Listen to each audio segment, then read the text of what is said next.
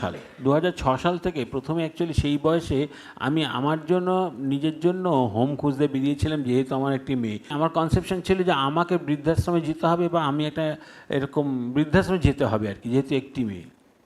সেই জন্য মানে একটু অ্যাডভান্স কিন্তু নিজের জন্য বৃদ্ধাশ্রম খুঁজতে বেরিয়েছিলাম। কিন্তু এবং অনেকগুলো বৃদ্ধাশ্রম দেখার পরে, সো কল্ড বৃদ্ধাশ্রম কথাটা এখনও পর্যন্ত ব্যবহার করছি, পরে আমি কথাটাকে চেঞ্জ করে নেব। হ্যাঁ, বৃদ্ধাশ্রম দেখার পরে আমার মনে হয়েছিল যে এখানে মানুষ বাস করতে পারে না, অন্তত ডিগনিটি নিয়ে মানুষ বাস করতে পারে না।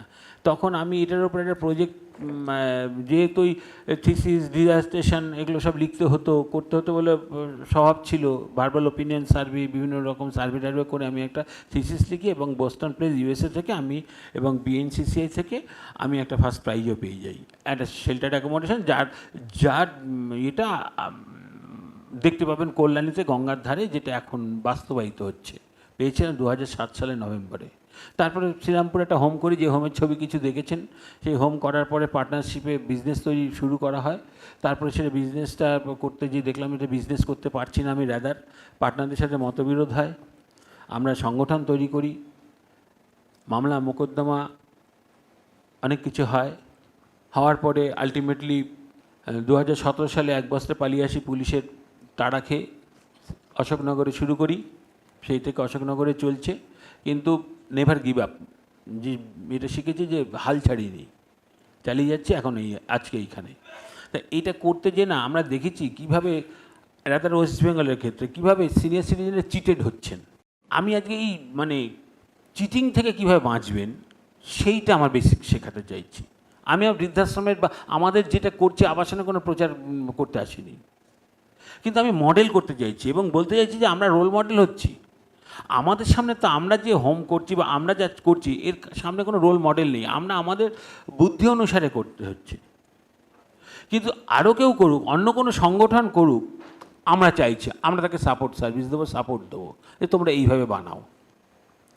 প্রথম কথা হচ্ছে যে এই সকল বৃদ্ধাশ্রম কোনো ব্যবসায়িক ব্যবস্থা হতে পারে না, এটা এনজিও পরিচালিতই হতে হয়। কিন্তু আমাদের পশ্চিমবাংলায় রাদা তা না। পশ্চিমবাংলা আলুওয়ালা, পটলওয়ালা, মূলোওয়ালা, তারা বাড়ির সিঁড়িঘরের তলাতে, গ্যারেজ ঘরে দুটো বেড ফেলে বৃদ্ধাশ্রম করে দিচ্ছেন, বিজ্ঞাপন হর হামেশাই দেখবেন। তাদের মধ্যে সেই মোটিভেশনটা নেই, তাদের মধ্যে হচ্ছে যে আর্ন করা। আজ আপনারা জানেন যে সিনিয়র সিটিজেন মানে সফট টার্গেট। আপনারা সফট টার্গেট, আপনাদের ঠকানো যে খুব সুন্দরভাবে আপনারা ঠকছেন। তার কারণে যে যত সাইবার ক্রাইম হচ্ছে তার কিন্তু ম্যাক্সিমাম পোর্শন কিন্তু সিনিয়র সিটিজেন, লোভে পড়ে ঠকছেন।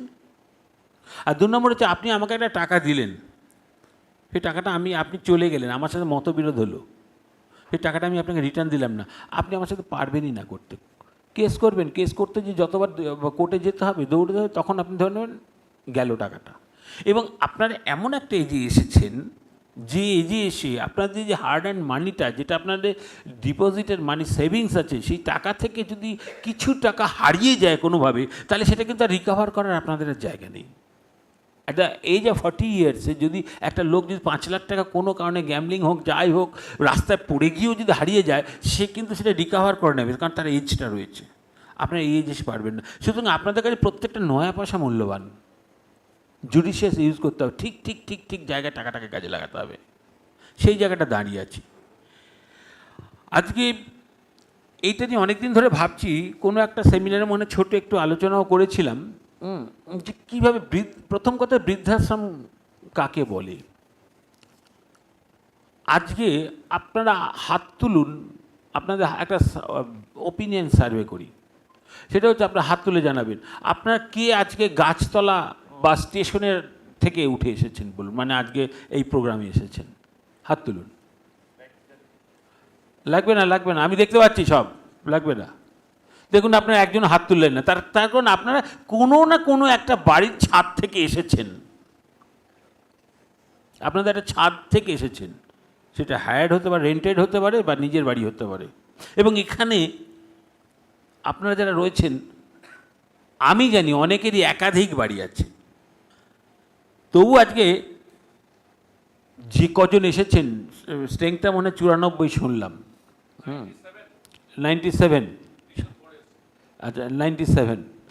এই 97 জনের কী এমন প্রয়োজন হলো এই অনুষ্ঠানটা শুনতে আসার? তার মানে আপনারা কিছু ভাবছেন নেক্সট শেল্টারের জন্য। আপনার আর একটা এই বয়সে এসে 60 বছর, 65 বছর, 70 বছর, এখানে শুনলাম 80 বছরের মানুষ এসেছেন, তিনি এখন আবার শেল্টার খুঁজছেন। এই সময়ে যদি চিটেড হন, তাহলে আপনি কিন্তু আর রিকভার করতে পারছেন না। আর এই সময় বা খুঁজছেন কেন? তার কারণ লিভিংটা দু রকম বুঝতে হবে। একটা হচ্ছে ইন্ডিপেন্ডেন্ট লিভিং, একটা হচ্ছে অ্যাসিস্টেড লিভিং।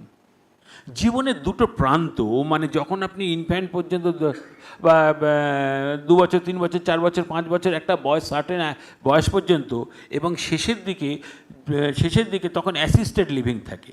ইন্ডিপেন্ডেন্ট লিভিং কাকে বলে? আইডিয়াল, তাই তো? Activity of daily living, ADL, IADL নয়, এডিএল।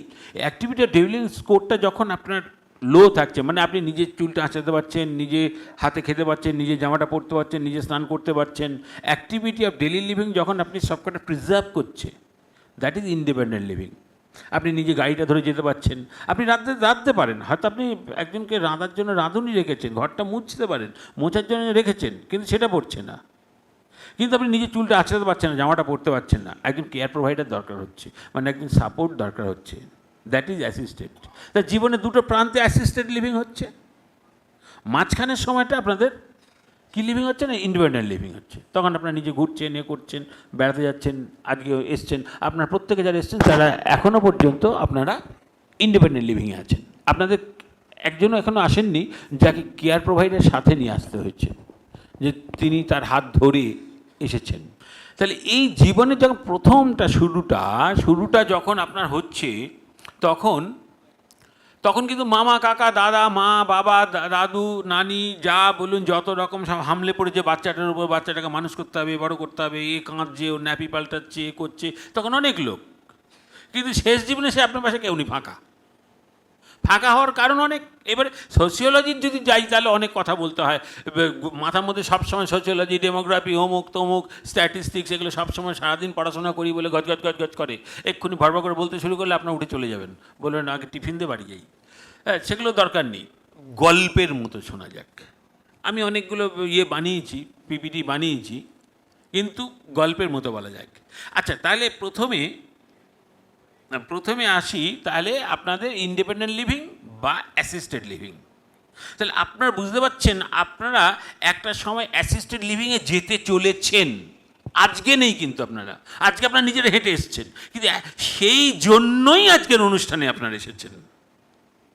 সেদিন কি হবে? কারো ছেলে আমেরিকা, কারো ছেলে ব্যাঙ্গালোর, কেউ ছেলে দেখে না। যাচ্ছি না ও প্রশ্নটায়, আমি আপনার জায়গাটা, আপনি যে স্বার্থ নিয়ে এসেছেন সেই স্বার্থের মধ্যে আটকে থাকছি। তাহলে আপনারা এসেছেন যে, তাহলে যেতে হচ্ছে। আপনার ফার্স্ট জেনারেশন যারা নিজেরা সিদ্ধান্ত নিতে চলেছেন। এতদিন পর্যন্ত ছেলেমেয়েরা সিদ্ধান্ত নিত, বাবা মাকে রেখে আসতো যখন অ্যাসিস্টেড লিভিংয়ের জন্য, বা আমার পারছে না রেখে আসতো, বা বিদেশে যাচ্ছে রেখে আসতো। কিন্তু আপনারা ফার্স্ট জেনারেশন যারা নিজেরা এসেছেন নিজেদের জন্য অন্য একটা শেল্টার, ফার্দার শেল্টার খুঁজতে। আজকে যারা 30 বছর, ওই যে আমার মেয়ে বসে রয়েছে, আজকে শোনাচ্ছি 30 বছর, ওরা যেদিন 60 বছর হবে 100% সবাইকে আরবান এরিয়ায় যে কটা ছেলে মেয়ে থাকবে সবাইকে বৃদ্ধাশ্রম, সোকল বৃদ্ধাশ্রম বা সিনিয়র লিভিংয়ে যেতে হবে। এটা প্রজেক্টেড রিপোর্ট, কেউ আটকাতে পারবে না।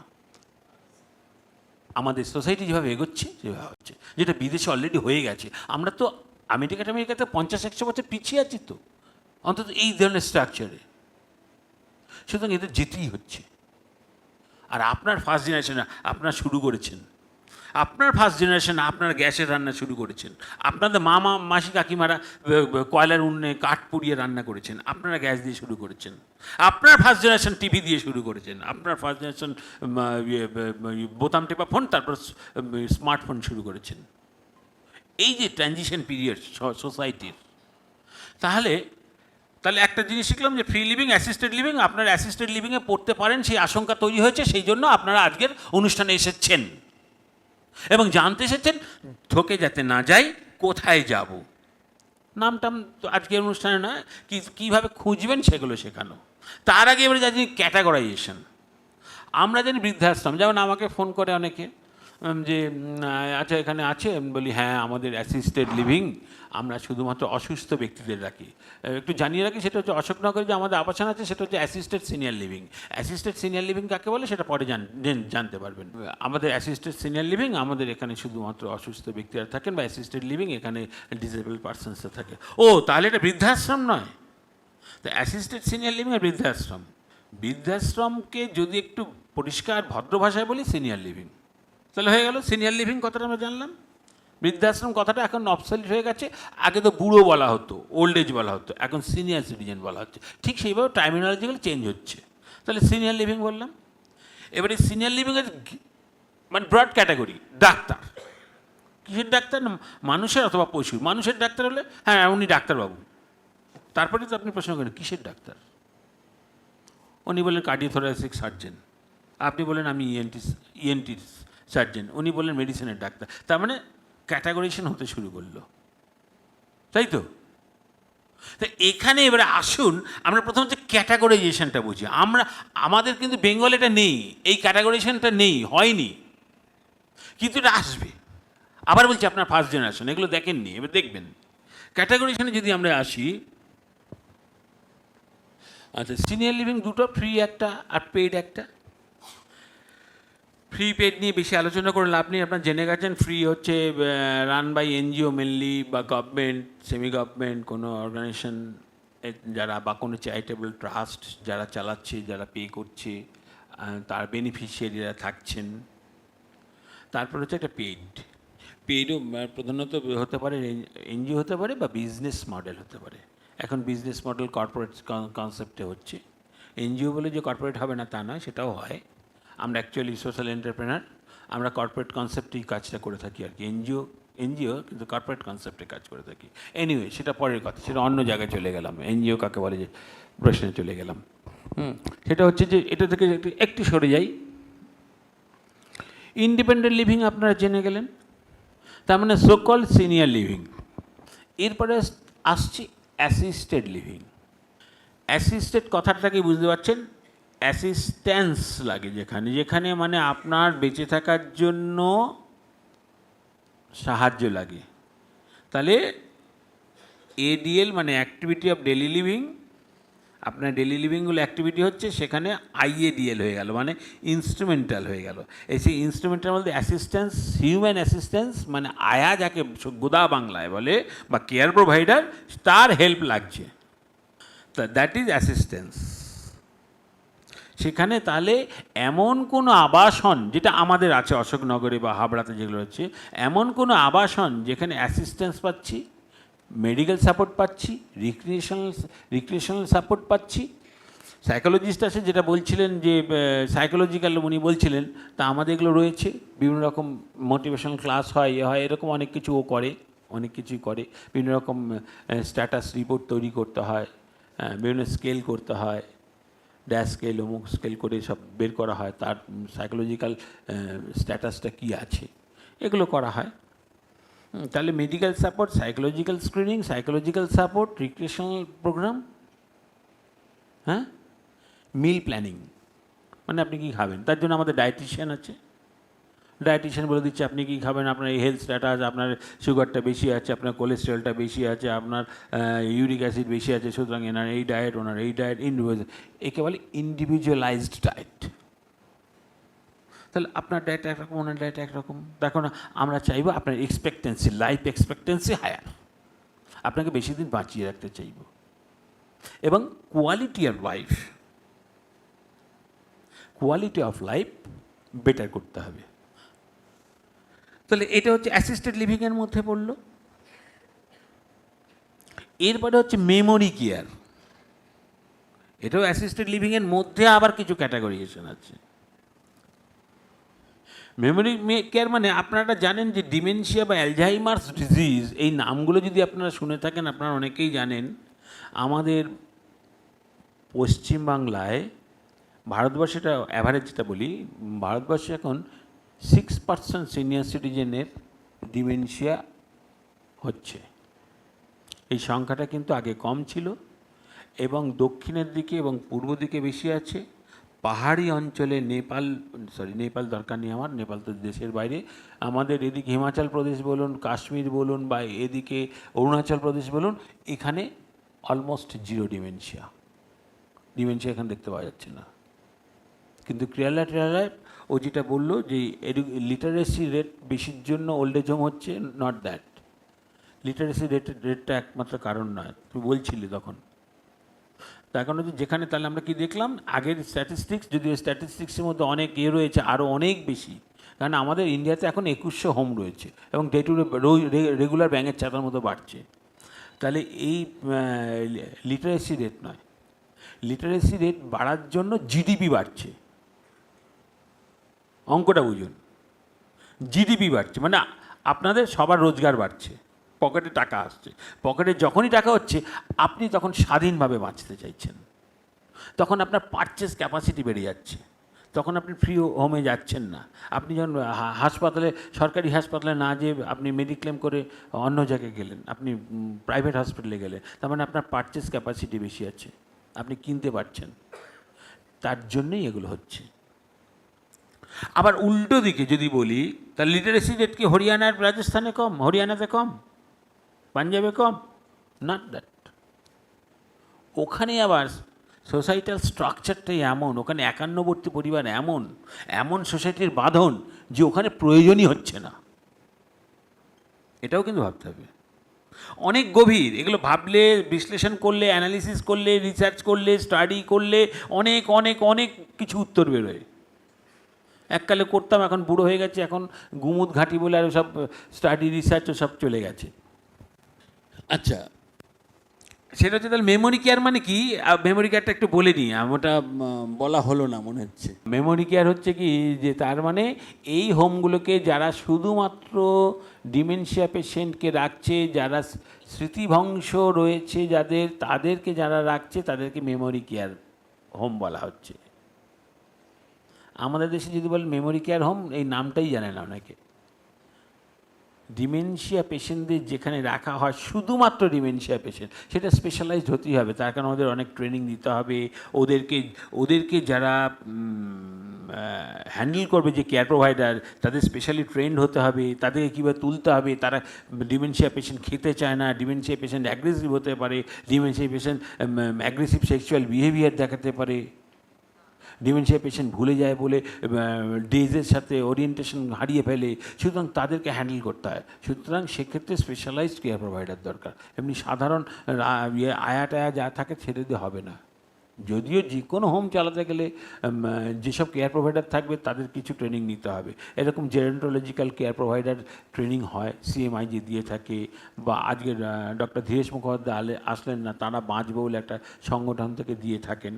এখন সব ছেলেমেয়েরা ট্রেন্ড হচ্ছে, তাদেরকে আমরা রিক্রুট করছি, ট্রেন পার্সোনেল পাওয়া যাচ্ছে এখন অন্তত রাদার।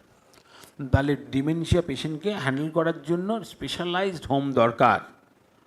আমরা নিজেরাও ডিমেনশিয়া পেশেন্ট রাখি, কিন্তু আমরা রাদার একখানা আলাদা স্ট্রাকচার করে, আলাদা একখানা সিস্টেম তৈরি করে, সেখানে ডিমেনশিয়া পেশেন্ট রাখার মতো আমাদের আর্থিক ক্ষমতা নেই।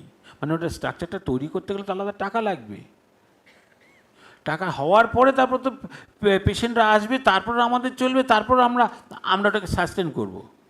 সেই জায়গাটা আমাদের ক্ষমতায় কুলোয়নি। আমরা অ্যাসিস্টেড সিনিয়র লিভিংয়ের মধ্যেই সব কিছু করেছি। এরপর হচ্ছে নার্সিংহোম। এই যে নার্সিংহোম কথাটা আমাদের দেশে অন্যভাবে ব্যবহার করা হচ্ছে। হ্যাঁ, নার্সিংহোম কথাটা আমাদের দেশে, অন্য দেশের নার্সিংহোম বলতে যেখানে কিছুদিনের জন্য যান সিনিয়র সিটিজেনরা, সেটাকে নার্সিংহোম বিদেশে বলা হয়। আমাদের দেশে নার্সিংহোম বলতে আমরা জানি যে পাড়ায় ইয়েতে যে ছোটোখাটো যে কয়েকখানা বেডের ইয়ে হয়, সেগুলোকে নার্সিংহোম বলে। এবং আমাদের দেশে সিনিয়র সিটিজেনদের জন্য নার্সিংহোম এরকম কিছু নেই। কিন্তু আর একটা কথা আছে, সেটা হচ্ছে শর্ট স্টে হোম বা রেসপাইট কেয়ার হোম। তুমি তো বললে একদিন থাকা যায়, বললে তো ওটা একদিন থাকা টেস্ট করার জন্য না, আমাদের আছে ম্যান্ডেটরি যে 7 days আগে শর্ট স্টে করতে হবে, তারপর আপনি মেম্বারশিপ পাবেন। তার কারণ আমি আপনার সাথে ঝগড়া করবো না, দেখে নিন, বুঝে নিন, 7 দিন থাকুন, 3 দিন থাকার পর যদি মনে হয় নিয়ে চলে যান, সেজন্য আমরা ঝগড়াঝাটিতে যাবো না, এনজিও করি বলে।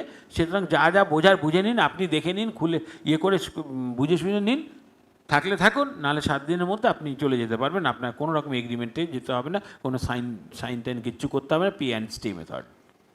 এটা গেলো একটা মেথড। আরেকটা যেটা এখন আলোচনা করতে চাইছি, that is respite care home, short stay home. আপনার হাঁটু অপারেশন দরকার হয়েছে, আপনার বাড়িতে কেউ নেই, ছেলে বিদেশে থাকে, আপনি আমাদের সাথে যোগাযোগ করলেন, হসপিটাল রেডি করলেন, এখানে অ্যাপয়েন্টমেন্ট নিলেন, বললেন, আমরা আপনাকে নিয়ে গেলাম, হসপিটালে অপারেশন করালাম, হসপিটাল থেকে অপারেশন করানোর পরে আপনাকে আমাদের হোমে এনে রাখলাম, হোমে এনে রেখে পোস্ট হসপিটাল ট্রিটমেন্ট দিলাম, পোস্ট হসপিটাল ট্রিটমেন্ট দিয়ে ভালো হলেন, সুস্থ হলেন, আবার আপনাকে নর্মাল লাইফে ফেরত দিয়ে দিলাম। That is called respite home, short stay home.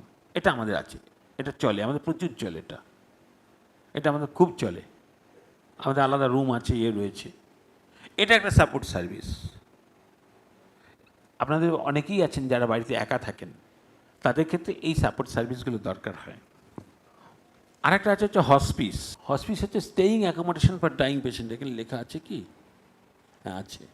Doctor Christopher Saunders সিসিলিতে প্রথম শুরু করেছেন 1967-এ। হসপিস কথাটার জন্ম 1100 শতাব্দীতে, তখন থেকে আসে। তখন ওই যারা যুদ্ধে আহত হতেন তাদেরকে রাখার যে হসপিটাল, বা শেষ জীবনটা যুদ্ধে ক্ষতিগ্রস্ত হয়ে গেছেন শরীরের, তাদেরকে রাখার জায়গাটাকে হসপিস বলা হতো। সেই থেকে নতুনভাবে আধুনিকভাবে ভাবনা শুরু করলেন ক্রিস্টোফার সন্ডার্স। সেই থেকে হসপিস কথা হচ্ছে staying accommodation for dying patient, terminally ill patient, যাদের আর কোনো চিকিৎসা নেই, যারা কিছু দিন বাঁচবেন, দিনটা হাতে গোনা, তাদের সেখানে শুধু প্যালিয়েটিভ ট্রিটমেন্ট দরকার। ব্যথা হচ্ছে ব্যথার ওষুধ দরকার, লুজটুল হচ্ছে লুজটুল ওষুধ দরকার, আর কি দরকার? সেই মানুষটা অবস্থা ভাবুন তো, যিনি মারা যাচ্ছেন, তিনি বুঝতে পারছেন যে মারা যাচ্ছি, দিনকে দিন বুঝতে পারছেন, তিনি আর রিকভার করছেন না। সেই মানুষটা সাইকোলজিক্যাল, তার মানসিক অবস্থাটা ভাবুন। সেই ওষুধের থেকে তখন তার সাইকোলজিক্যাল সাপোর্ট দেওয়া, কামনেস দেওয়া, তাকে ভালো রাখা, আনন্দ দেওয়া, সেটা বড় জরুরি। যেটা ক্রিস্টোফার সন্ডার্স সেটাকেই কয়েন করলেন। সেই জন্যই বলা হচ্ছে আধুনিক হসপিস শুরু করেন 1967-এ ক্রিস্টোফার সন্ডার্স। এটা নিয়ে অনেক স্বপ্ন দেখছি, হসপিস বানানোর। অঙ্কলিঙ্ক একটা হসপিস বানিয়েছে ক্যান্সার পেশেন্টদের জন্য, এখন অন্য পেশেন্টও রাখে শুনেছি মদনপুরে। অনেক স্বপ্ন দেখছি, জানি না কতদূর করতে পারবো, কেননা এইসব কাজগুলো না, এগুলো সব অনেক টাকার খেলা আর কি, কোটি কোটি টাকার খেলা আর কি। হ্যাঁ, এই আমরা তো ফান্ড নিই না, আমরা মানি জেনারেট করি আর কি, আমরা আর্ন অ্যান্ড বার্ন মেথডে চলি, আমরা কোনো ডোনেশন নিই না, যার জন্য এগুলো সময় কিন্তু হয়তো হয়ে যাবে, আশা রাখছি। এনিওয়ে, হসপিসের পরে চলে আসি কন্টিনিউইং কেয়ার, রিটায়ারমেন্ট কমিউনিটিস। এটা হচ্ছে সব কিছু অ্যামালগামেশন। তার মানে আপনি এমন একটা জায়গা সুন্দর করে বানানো হলো, যে জায়গাতে আপনি সুস্থ অবস্থায় থাকতে পারলেন, নিজের স্বাধীনতা আছে, থাকতে পারলেন, নিজের মতো বাঁচতে পারলেন, যেখানে সোশ্যাল সাপোর্ট আছে, রিক্রিয়েশন আছে, সোশ্যাল অ্যাক্টিভিটিস আছে, চ্যারিটি করতে পারবেন, অথচ আবার আপনার প্ল্যান মিল পাবেন, মিলটা দরকার হলে মিল পাবেন, অন্যান্য সাপোর্ট সার্ভিসগুলো, ডেইলি অ্যাক্টিভিটি, হাউস হেল্প পাবেন, হাউসকিপিংয়ের সুবিধা রয়েছে, সব রয়েছে।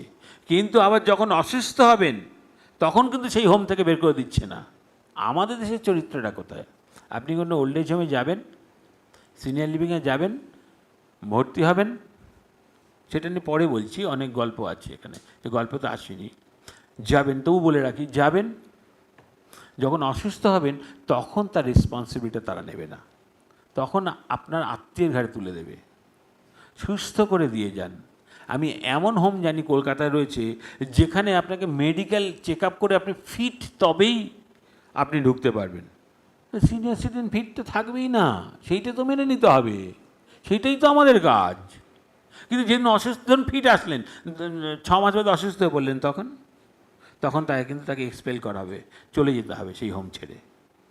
আছে, বিখ্যাত এক হোম আছে। এনিওয়ে, এই কন্টিনিউইং কেয়ার কোথায় না, কন্টিনিউইং কেয়ার হচ্ছে যে আপনি আপনার মতো থাকলেন, মানে ইন্ডিপেন্ডেন্ট লিভিং করলেন। আপনি আপনার ফ্ল্যাট ওখানে, এটা একটু কস্টলি, এইগুলো আর কি একটুখানি কস্টলি হয়। তার কারণে আপনি ইন্ডিপেন্ডেন্ট লিভিং করলেন, আপনি আপনার মধ্যে থাকলেন, আপনার ওখানে ফ্ল্যাট থাকলো, ওখানে কোনো রুম না, একটা ফ্ল্যাট থাকলো আপনার, সেই ফ্ল্যাটে থাকলেন, বা একটা কটেজ থাকলো, সেখানে থাকলেন, আপনি আপনার মধ্যে থাকলেন, আপনি ঘুরলেন, মজা করলেন, আনন্দ করলেন। কিন্তু যখন অসুস্থ হলেন তখন ওখান থেকে এসে আপনাকে আর একটা জায়গা থাকলো ওই প্রেমিসেসের মধ্যে, যেখানে আপনার মেডিকেল সাপোর্ট পেয়ে যাচ্ছেন, যার মানে অ্যাসিস্টেড লিভিং দরকার হলো, অথবা অ্যাসিস্টেড লিভিং দরকার হলে আপনার রুমেতেই সেই সাপোর্ট সার্ভিস, আপনার কেয়ার প্রোভাইডার সার্ভিস বা সব কিছু টোটালটা পেয়ে গেলেন। আবার যখন টার্মিনালি হয়ে পড়লেন বা সিক হয়ে পড়লেন, সেখানে এমার্জেন্সি মেডিকেল ইউনিট আছে, সেই এমার্জেন্সি মেডিকেল ইউনিটে আপনি অ্যাডমিটেড হলেন। তারাই টোটাল সিস্টেমটাকে একটা জায়গায় বেঁধে ফেলা। অনেকটা বড় জায়গা নিয়ে এগুলো করতে হয়, অনেক বড় হয় ভাবনা। আমরা যেভাবে দেখেছি কি একটা বিল্ডিংয়ের মধ্যে 20টা 30টা ঘর নিয়ে যে ওল্ড এজ হোম, এগুলো নয়, এগুলো অনেক বড় জায়গায় এগুলো এতে। এখন মানে অ্যাকচুয়ালি এটা হচ্ছে যে আমরা এটা করছি গঙ্গার ধারে, যেটাকে অ্যাকচুয়ালি আমরা এই কন্টিনিউইং কেয়ার যদি বলে থাকি, তাহলে লোকে বুঝতে পারবে না, খায় না, মাথায় মাখে। তার জন্য আমরা এর নাম দিয়েছি সিনিয়র সিটিজেন হাউজিং, কিন্তু ওটা কন্টিনিউইং কেয়ার, সিসিআরসি। বেসিক এটা হচ্ছে, তো ক্যাটাগরাইজেশন হচ্ছে সিসিআরসি, এটাকে সিনিয়র সিটিজেন হাউজিং বলে আমাদের কল্যাণীতে করছি। সেটার কথা আছে, সেটার কথা বলার দরকার নেই। কন্টিনিউইং কেয়ার নিয়ে একটু 2-4 লাইন বলে নিই আর একটু। মডেলটা কীভাবে, এর ফাইন্যান্সিয়াল মডেলটা বলি, কন্টিনিউইং কেয়ার ফাইন্যান্সিয়াল মডেলটা জানা দরকার, এটা বলা হয়নি। এটা হচ্ছে কি দুভাবে হতে পারে আর কি, রান বাই এনজিও অথবা বিজনেস মডেল। বিজনেস মডেল হলে তারা ইনভেস্ট করবে, তারা একটা টাকা ইনভেস্ট করবে, ইনভেস্টের এগেনস্টে তারা যে ফ্ল্যাট বলুন বা কটেজ বলুন এগুলোকে ডিস্ট্রিবিউট করবে। কন্টিনিউইং কেয়ারে কিন্তু একটা কথা মাথায় রাখবেন, এটা কিন্তু আউটরাইট সেল হয় না, যে আপনি ফ্ল্যাটটা পেলেন, ফ্ল্যাটটা কিনে নিলেন, তারপর আপনার থাকলো, তার কন্টিনিউইং কেয়ার থাকবে না, কারণ আপনি তো ওটাকে ছেলের হাতে তুলে দিয়ে যাবেন ফ্ল্যাটটাকে, কারণ সে তো উত্তরাধিকার সূত্রে পাবে, ছেলে বা মেয়ে। সুতরাং সেটা তার মানে কন্টিনিউইং কেয়ার 10 বছর বা 15 বছর বা 20 বছর বাদে সেটা ভেঙে যাবে। সুতরাং এখানে প্রথম শর্ত হচ্ছে যে টাকাটা কিন্তু রিফান্ডেবল হবে। দুটো রকম মেথড আছে, এক হচ্ছে টাকা রিফান্ড হয়, অথবা টাকা রিফান্ড হয় না। তাহলে হচ্ছে যে এটা মডেলটা মেনলি আমাদের কন্টিনিউইং কেয়ার বেশিরভাগ দেখা যায় কেরালা, দেখা যায় তামিলনাড়ুতে কিছু আছে, ওদিকে পন্ডিচেরির কাছে কিছু আছে, তারপরে পুনের কাছে কিছু আছে, হ্যাঁ দেহরাদুনে আছে, এরকম অনেক জায়গাতে কন্টিনিউইং কেয়ার এখন হচ্ছে। দিল্লির আশেপাশে বেশ কিছু হয়েছে, আচিয়ানা এরকম অনেক কিছু হয়েছে। মোটামুটি বাজেট হচ্ছে ওই মোটামুটি 40-50 লাখ টাকার থেকে 1.5 কোটি টাকা পর্যন্ত এর বাজেট। কারণ এগুলো বলেছি যে এটা কস্টলি হয়, তখন অনেকটা বড় জায়গা নিয়ে, অনেকটা স্পেস, অনেকগুলো সার্ভিসেস থাকে তার রকম। আর এনজিও মেথডে যেটা হয়, যেটা আমরা করছি, সেটা হচ্ছে ক্রাউড ফান্ডিং করে। ক্রাউড ফান্ডিং কি, আপনাদের সবার কাছে চাঁদা তুললাম, চাঁদা তুলে বানালাম। তার মানে যে এই যে টোটাল প্রজেক্টটা বানাতে যে ধরুন 100 কোটি টাকা খরচা, 100 কোটি টাকা আপনারা সবাই মিলে দিলেন। এখন ক্রাউড ফান্ডিং কথাটা জানেন, চাঁদা তুলে অনেক কিছু হয়, ক্রাউড ফান্ডিং করে টাকাটা উঠলে বানালেন। তাহলে এবারে আপনার যে ফিনান্সিয়ালস ব্যাপারটা, তাহলে এই টাকাটা আপনারা আবার যদি কোনো দিন নাম উইথড্র করে নিতে পারেন, মেম্বারশিপ বেস তো, যদি নাম উইথড্র করে নিলেন টাকাটা ফেরত পেয়ে গেলেন, আরেকজন সেখানে ঢুকে পড়লো। কিন্তু উত্তরাধিকার সূত্রে কিন্তু আপনার ছেলে বা মেয়ে পাবে না, তাহলে আরেকজন আপনার জায়গায় ঢুকে পড়লো, আপনি ছেড়ে দিলেন বা মারা গেলেন নমিনি ফেরত পেয়ে গেলেন। এবার মেনটেন্যান্সের একটা খরচা আছে। সাধারণত কন্টিনিউইং কেয়ারের ক্ষেত্রে কিন্তু মেনটেন্যান্স চার্জ কম লাগে, অন্য হোমে থাকতে গেলে মেনটেন্যান্স চার্জ বেশি আছে। আমাদের পশ্চিমবাংলায় হোম নিয়ে যদি একটা কথা বলি, তাহলে হচ্ছে পশ্চিমবাংলায় যদি, পশ্চিমবাংলা বলছি না, হোম যদি স্ট্যান্ডার্ড হোম হয়, সেটা জেনে রাখবেন শহর থেকে অন্তত 25 থেকে 30 কিলোমিটার দূরে হতে হবে, তবে সেটা স্ট্যান্ডার্ড হবে। কেন? তার কারণ হচ্ছে যে যখনই আপনি একটা সিনিয়র সিটিজেন হোম হবে, তার অনেক স্পেস দরকার হয়, ওপেন এরিয়া দরকার হয়। আপনার বাড়িটা থাকলো, সামনে লন থাকলো, গার্ডেন থাকলো, আপনার একটা খেলার ইয়ে থাকলো, একটা সুইমিং পুল থাকলো। এই এই যে স্ট্যান্ডার্ড করতে গেলে তাহলে অনেক স্পেস লাগবে। সেটা কলকাতায় যদি সেই স্পেস নিয়ে যদি করা হয় তাহলে যে কস্ট আসবে সেটা বিয়ার করা সম্ভব না। তাহলে এবং বেশিরভাগ ক্ষেত্রেই খুব ছোটোখাটো হোমগুলো বাদ দিয়ে বেশিরভাগ ক্ষেত্রে হোমে কিন্তু একটা ডিপোজিট মানি লাগে। এবার ডিপোজিট মানি রিফান্ডের বিভিন্ন রকম পদ্ধতি আছে, সেগুলো নিয়ে পরে আসছি। তাহলে এই কন্টিনিউইং কেয়ারে আসি। সেটা হচ্ছে কন্টিনিউইং কেয়ারের ক্ষেত্রে দেখা যাচ্ছে যে তাহলে আপনি একটা মেনটেন্যান্স চার্জ দিলেন এবং একটা ফি দিলেন। আপনি এবারে সেখানে পারচেস করলেন, আমি আজকের ফুডটা পারচেস করলেন, সকালে খাবারটা পারচেস করলেন, রাতের খাবারটা পারচেস করলেন, দুপুরটা নিজে রান্না করে নিলেন বা করলেন না, টোটালটাই পারচেস করলেন, নিজে কেচে নিলেন না, করলেন না, কাচতে দিলেন, নিজে ঘর মুছে নিলেন না, করলেন না, আপনি হাউস হেল্প আপনি পারচেস করলেন, আপনার কার থাকলো, মেডিকেল অ্যাসিস্ট্যান্স থাকলো। তাহলে এগুলো এগেনস্টে পেমেন্ট হয়, খুব খরচাটা কম হয়। তখন এগুলো যেহেতু এনজিও মডেলে যদি হয় তাহলে এগুলো সবসময় নন প্রফিট বেসে হয়। নো প্রফিট নো লস কথাটা কিন্তু ভেকটাম। এনজিওর ক্ষেত্রে নো প্রফিট নো লস কথাটা ব্যবহার করতে ভেকটাম। নো প্রফিট নো লস, ঠিক আছে, প্রফিট করলাম না, যদি লস হয় তখন কে দেবে? তখন বললো যে আপনার চাঁদা 100 টাকা ছিল, যেহেতু লস হয়েছে এই মাসে 150 টাকা আপনাকে দিতে হবে। হয় না, এগুলো নন প্রফিট বেসড। আগে এনজিও কাকে বলে একটু ছোট করে বুঝতে হবে। NGO non governmental organisation, NGO. সুতরাং যে কাজটা গভর্নমেন্ট করতে পারছে না সেই কাজটা এনজিও করছে গভর্নমেন্টের প্রতিনিধি হিসাবে। এবং সেখানে non profit base. Non profit base মানে কি, যে একটা আমরা প্রোগ্রাম করলাম, ধরুন আমাদের ক্যাশ ইনফ্লো কোথায়, আমাদের এনজিও ক্যাশ ইনফ্লো কোথায় না, আমরা অশোকনগরে আবাসন থাকি, সেখান থেকে আমরা সারপ্লাস আর্ন করি। আজকের প্রোগ্রামটা আপনারা 100 টাকা করে দিয়েছেন, কেউ 200 টাকা করে দিয়েছেন। এই আজকের হলটার ভাড়া 17,000 টাকা আপনারা দিয়েছেন। তাহলে আজকের প্রোগ্রামটা করতে যে এবং ফুড টুড সব কিছু মিলিয়ে আমাদের 3টে গাড়ি এসেছে, আমাদের সাপোর্ট স্টাফ এসেছে, আজকের প্রোগ্রামটা অন্তত 50 থেকে 60,000 টাকা খরচা হচ্ছে। তাহলে এই টাকাটা কে দিল? আপনি তো 100 টাকা 200 টাকা দিয়েছেন, ম্যাক্সিমাম 200 টাকা দিয়েছেন, তাহলে এই টাকাটা যে কে দিল? এই টাকাটা অশোকনগরে যে বয়স্ক লোকরা বিছানা পড়ে আছে তারা দিল। আমরা ট্যুর করি, ট্যুর থেকে সারপ্লাস করি। তার মানে আমরা প্রফিট করছি, আমাদের হোম থেকে প্রফিট করছি, আমরা ট্যুর করে প্রফিট করছি, আমাদের ক্যাশ ইনফ্লো দুটো।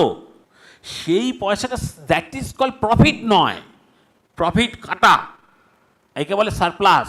প্রফিট তখনই হবে যে বিজনেস করবে, তার পকেটে সে অ্যাক্রু করতে পারবে, তার মানে সে টাকাটা তার নিজের পকেটে ঢোকাতে পারবে, তার উপর দাবিদার নেই। আর এখানে যে সারপ্লাস হয়েছে তার দাবিদার আপনি।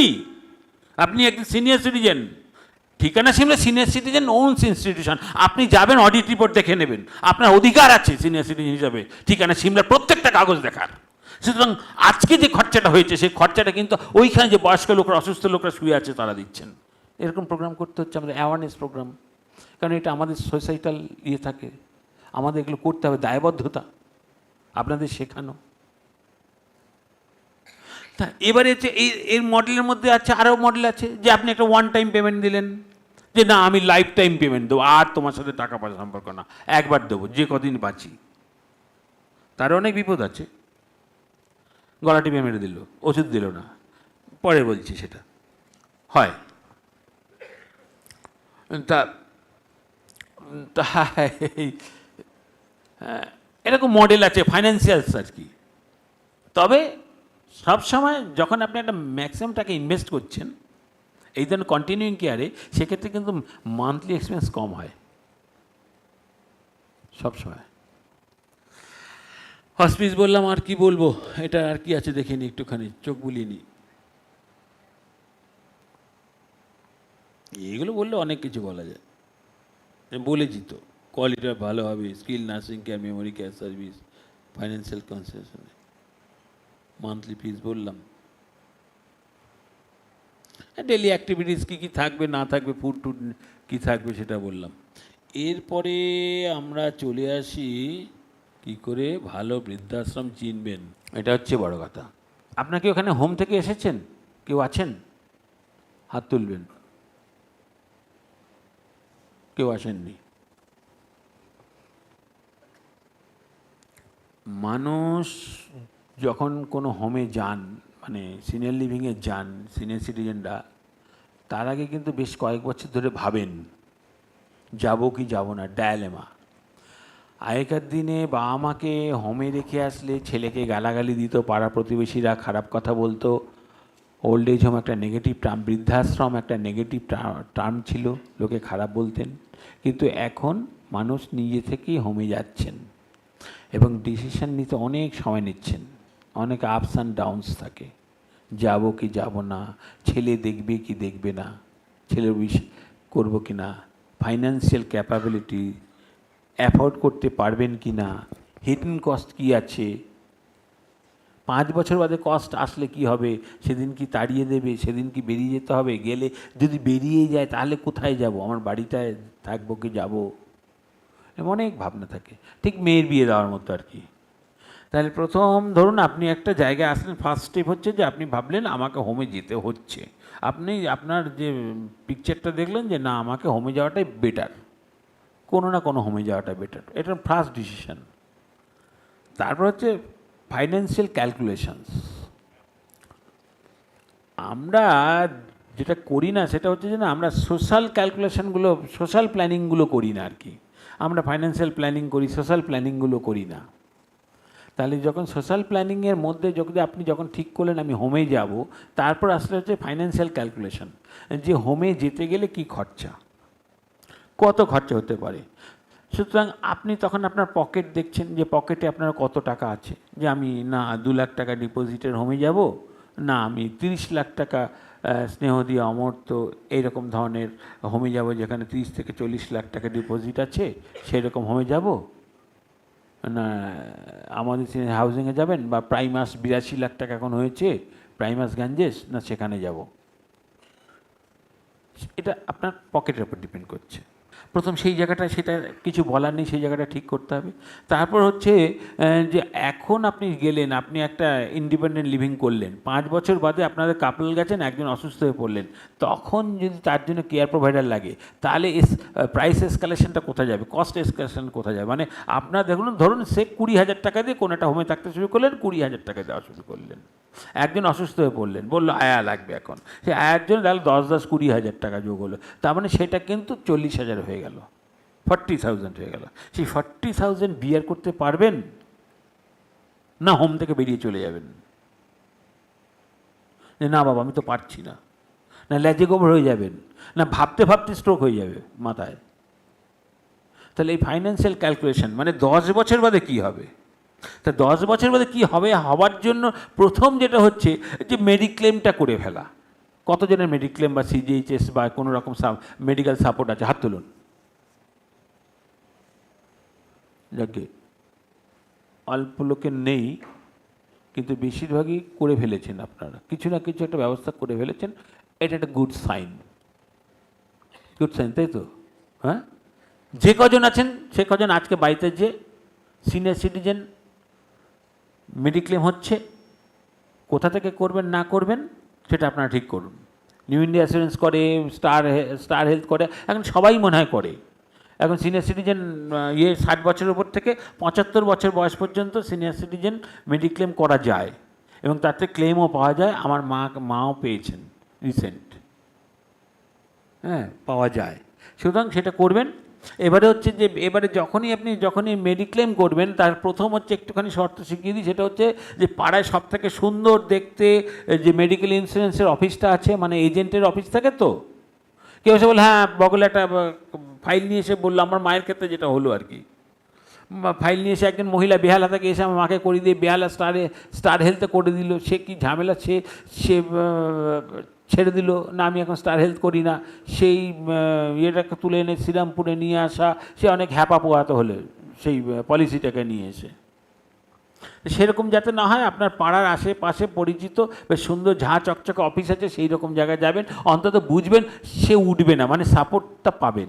যখন আপনি অসুস্থ হয়ে পড়লেন, আপনাকে তো এটা জমা দিতে হবে তো কাগজপত্রগুলো, ক্লেমটা পাবেন তো। সুতরাং মেডিক্লেম মাস্ট। আজকে এখানে আপনারা যা করেননি তারা অবশ্যই করবেন বাড়িতে যেয়ে।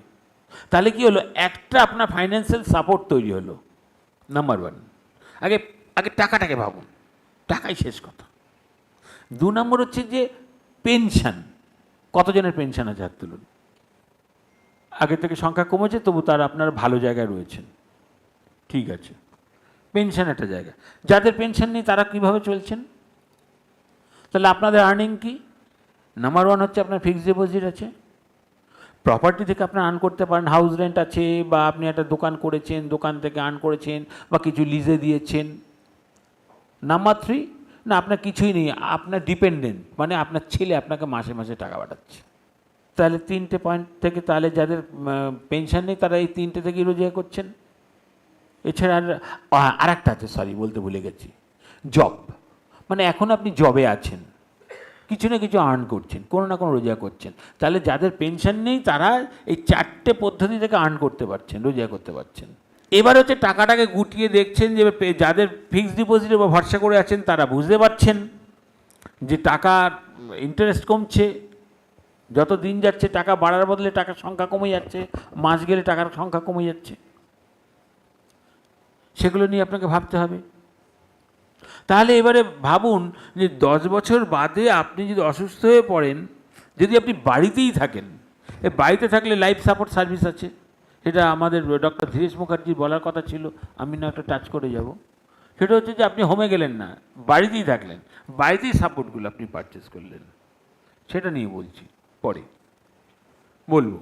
সেটা হচ্ছে যে এবারে এই টাকাটাকে আপনি হিসাব করলেন যে এই টাকাটা আমার, তাহলে আমি এখন এরকম হলাম, আমি 10 বছর বাদে খরচাটা এইখানে এসে দাঁড়াতে পারে, আমার মেডিসিন লাগছে মাসে 2000 কি 3000, এই টাকাটা লাগছে, আমার এই থাকছে, আমার খাওয়ার জন্য এই টাকা লাগছে, আমি নিজের বাড়িতে আছি, আমার কোনো হাউস রেন্ট দিতে হচ্ছে না, আমার মেডিক্লেম আছে, কিন্তু আমি অসুস্থ হয়ে পড়লে আমার আয়া লাগবে, তখন খরচাটা কতটা যেতে পারে। বা আপনি বললেন যে বাড়িতে মেনটেন করতে পারছি না, তাহলে আপনি হোমে যাব, হোমে গিয়ে তাহলে এই এখন খরচ, কিন্তু অন্যান্য সাপোর্টগুলো যখন কিনবো, মেডিকেল সাপোর্টটা, তখন কত দাঁড়াতে পারে খরচা, সেই হিসাবটা আপনাকে করতে হবে।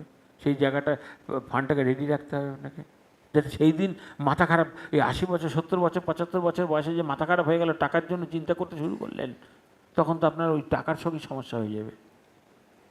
রিসেন্ট গতকালই একটা পড়ছিলাম আর কি, একজনের স্ক্যাম হয়ে গেছে, এক রিটায়ার্ড অফিসারের 6 কোটি টাকার স্ক্যাম হয়ে গেছে, মারা গেছেন ভদ্রলোক হার্ট অ্যাটাকে। তা এইরকম যদি হয়ে যায়, তা এরকম হওয়ার কথা নয়, বলছি যে তাহলে টাকাটাকে রেডি রাখতে হবে, যে বাকি লাইফটা টানতে হবে না, সেখানে সেক্ষেত্রে কি ছেলে বা মেয়ের কাছে হাত পাতবেন? সেই হাত পাতাটা কি সম্মানজনক হবে, না ছেলে স্পন্টেনিয়াসলি নিজে থেকেই কিছু ফান্ড দেয়? এটা কথা। যদি ছেলে নিজে থেকেই কিছু ফান্ড দেয় অবশ্যই নেবেন, না বাবা তোমার টাকা নেব না, আমি ভালো বেঁচে আছি, আমি স্বাধীন, বলবেন না ভুল করে। কত টাকা দিবি, কত দিতে 15,000 টাকা, এটা 20,000 করে দিবি, একদম টাকা নিয়ে নেবেন ছেলের কাছ থেকে। আরে যদি বেঁচে থাকে আপনার ছেলেই তো পাবে রে ভাই, টাকাটা নিয়ে তো আপনি চলে যাচ্ছেন না। এটা 1 নম্বর। 2 নম্বর, মুভেবল প্রপার্টি, মানে ধরুন আপনার গয়না আছে, গয়না বেচে দিন, বেচে দিয়ে টাকাটাকে একটা জায়গায় করুন, টাকাটাকে করুন।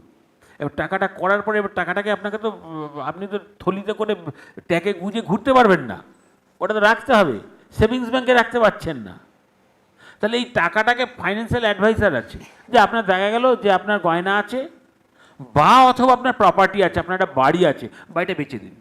কারণ গয়না বেচা খুব ইজি, বাড়ি বেচা খুব কঠিন, 2 মাস 6 মাস 1 বছর 2 বছর লেগে যেতে পারে বাড়ি বেচতে যেয়ে। তো টাকাকে লিকুইড করুন, একটা জায়গায় নিয়ে আসুন টাকাকে। গ্রামে একখানা জমি পড়ে আছে, খেয়াল করেননি, ভাই বগ্গরের জমি, তাদের সাথে বসে নিয়ে নেগোসিয়েশন করে নিয়ে বেচে দিন, যা আসে এক জায়গায় করুন, লিকুইড মানিটাকে এক জায়গায় করুন। লিকুইড মানিটা যখন এক জায়গায় হয়ে গেল, এবার সেটাকে সেগ্রিগেট করুন, কোথায় রাখবো। সেভিংসে রাখবো 50,000 টাকা, হঠাৎ আজকে দরকার হলো, সিপে রাখবেন, মিড ক্যাপে রাখবেন, বিভিন্নভাবে। তার জন্য ফাইন্যান্সিয়াল অ্যাডভাইসার আছে, পেয়ে যাবেন। এলআইসি নয়, মেডিক্লেম থাকবে, এলআইসি বাজে জিনিস। কেন আমাদের যে টাকার যে ইনফ্লেশন রেট, তার থেকে এলআইসি অনেক কম দেয় সবসময়ের জন্য। এলআইসি অল্প বয়সে ঠিক আছে, মরে গেলে বউ পাবে। হ্যাঁ, তা এইভাবে টাকাটাকে করে নিয়ে দেখা গেল যে ওর থেকে যে ইনভেস্টমেন্ট করলেন, তার থেকে আপনি তাহলে মান্থলি ম্যাক্সিমাম কত আর্ন করছেন, কত আর্ন করছেন। সেই ক্যালকুলেশন করলেন না, তাহলে আমার এটা চলে যাবে। এরপরে আপনি হোম খুঁজতে বেরোলেন যে না, আমার আমি মাস গেলে আমার এখন যে ক্যাপাসিটি, আমি এখন 20,000 খরচা করব, কিন্তু অসুস্থ হয়ে পড়লে আমি যদি 40,000 খরচা হয় আমি পারবো। বা আমি মরে গেলে আমার বুড়িটা কি করে চলবে, বা বুড়ো মরে গেল বুড়ি কি করে থাকবে, তার টাকাটা জোগাড় করে রাখলেন যাতে তিনি যেন বিপদে না পড়েন। সব ক্যালকুলেশন চোখে রাখলেন, তা সেই জায়গাটা করে রাখলেন। এরপরে আপনি হোম খুঁজতে বেরোলেন ধরুন। এবার হোমের যে আমরা কি দেখব,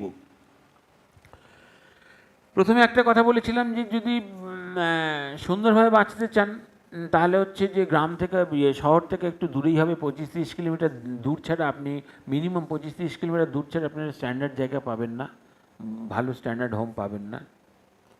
হ্যাঁ, আর না হলে কলকাতায় আমি এরকম একজন মানুষ, এরকম একজন না বেশ কয়েকজন পেয়েছি, তারা মানে হসপিটালের ধারে থাকতে চাইছেন, পিয়ারলেসের ধারে, মানে কোনো হোম হলে থাকবেন এরকম চাইছেন আর কি। মানে অসুস্থ হয়ে পড়লে যেন কেউ হোমে দিয়ে আসে, মানে হাসপাতালে পৌঁছে দেয় আর কি।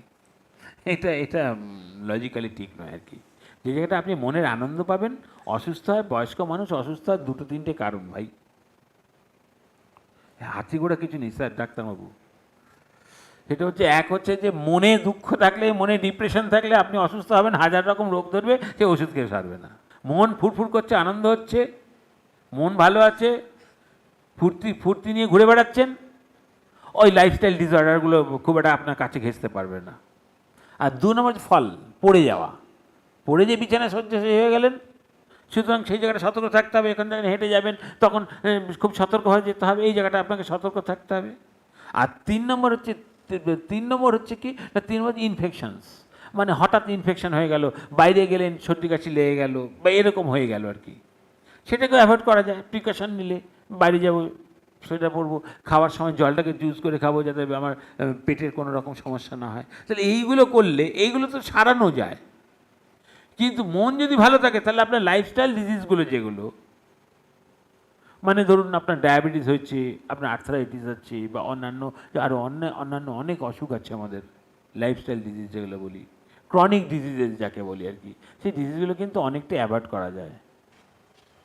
তাহলে স্পেস, লুক, অ্যাম্বিয়েন্স, যে জায়গাটা গেলেন একটু গোদা বাংলায় বলে দিই, জানেন তো, সেটা যে প্রথম যেন একটা হোমে ধরুন আপনার খবরের কাগজ দেখলেন, বা আপনার কোনো বন্ধু বললেন, কেউ বললেন যে এই হোমটা খুব ভালো, সেই হোমটা আপনি গেলেন, প্রথম